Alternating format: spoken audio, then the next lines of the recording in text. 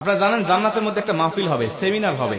সেখানে আল্লাহ জান্নাতীদেরকে নিয়ে একটা মাহফিলের আয়োজন করবেন। জান্নাতি শ্রোতা হবে আর বক্তা হবে তিনজন। প্রথমে বিশেষ বক্তা হিসেবে থাকবেন হযরত দাউদ আলাইহিস সালাম। দাউদ আলাইহিস সালামের কুরআন নাযিল হয় নাই, দাউদ নবী কোনদিন কুরআন পড়েও নাই।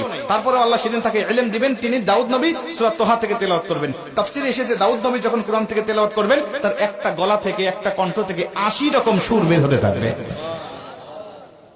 জান্নাতীরা দাউদ নবীর কণ্ঠে তেলাওয়াত শুনে তো পাগল, বলবে আল্লাহ কি তেলাওয়াত শুনতেছি, আমরা তেলাওয়াত শুনে শুনে জান্নাতে থাকতে চাই, আর কিচ্ছু চাই না। আল্লাহ বলবে এর থেকে কি সুমধুর তেলাওয়াত শুনতে চাও না? জান্নাতীরা বলবে আল্লাহ এর থেকে সুমধুর তেলাওয়াত হতে পারে, আমাদের আর বিশ্বাস হয় না। আল্লাহ বলবে কেন বিশ্বাস হয় না?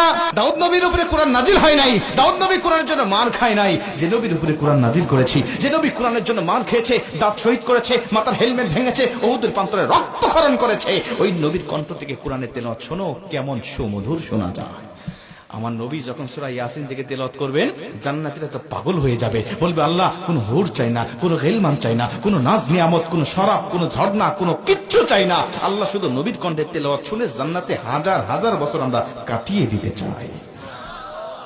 আল্লাহ বলবে জান্নাতি এর থেকেও কি সুমধুর তেলাওয়াত তোমরা শুনতে চাও না? জান্নাতীরা বলবে আল্লাহ এর থেকে সুমধুর তেলাওয়াত হতে পারে, এটা আমাদের আর বিশ্বাসই হয় না। জান্নাতীরা কেন বিশ্বাস হবে না বলো? আমার নবীকে কণ্ঠ দিয়েছি আমি আল্লাহ নিজে, আমার দাউদকে কণ্ঠ দিয়েছি আমি আল্লাহ নিজে, কিন্তু আমার গলায় কত কণ্ঠ রেখে দিয়েছি জানো না? আমি আল্লাহ নিজের কণ্ঠকে ওজার করে এখন তোমাদেরকে সূরা রহমান থেকে তেলাওয়াত করে শোনাতে চাই।